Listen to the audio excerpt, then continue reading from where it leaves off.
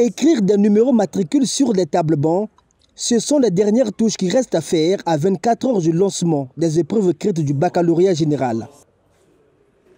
Dans cette autre salle qui va servir de secrétariat, ce chef de centre n'attend plus que le jour J, ce mardi.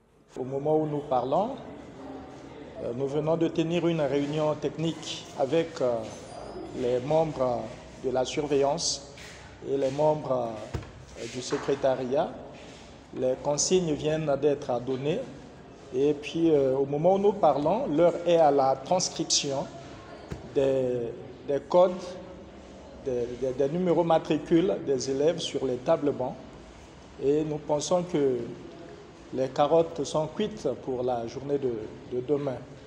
Devant ces listes affichées à l'entrée de la salle de classe, Thierry est à la recherche de son nom et de la salle dans laquelle elle passera l'examen.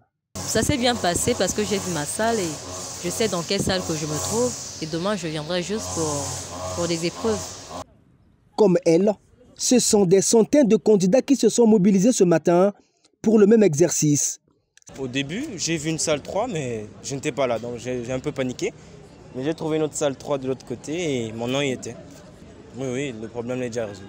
Mon nom était dans la salle 4 quand j'étais à Cheminal et quand je vis ici, c'est pas mon nom est devenu dans la salle 3. Donc, je ne sais pas comment est-ce qu'on a fait ça. Ces candidats qui se disent prêts à en découdre avec le bac. Je me sens bien, je me suis bien exercée, j'ai étudié mes leçons. Donc, en plus, l'examen se prépare dès le premier jour. Je suis déjà prête pour demain. Pour demain, je vais faire de mon mieux. Ne plus refaire les erreurs que j'ai pu commettre durant l'année scolaire, vu que j'en ai assez commis. Cette fois-ci, je compte être concentré et ferme avec le sujet. Je ne compte rien laisser passer. Je me sens bien, je suis prête. Dès le début de l'année, on faisait la lecture, je lisais tout, donc je suis sûre de moi.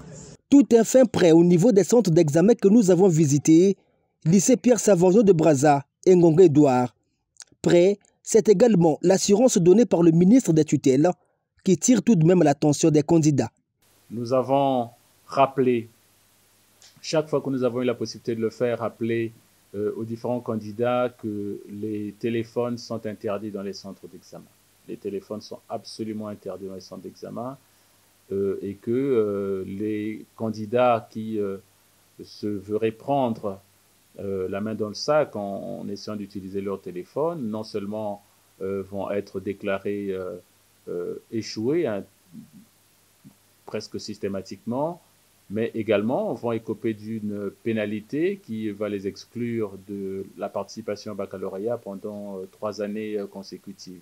Sur l'étendue du territoire national, c'est 90 103 candidats, dont 48 123 filles qui sont attendues dans 2534 salles de classe, reparties dans 242 centres d'examen.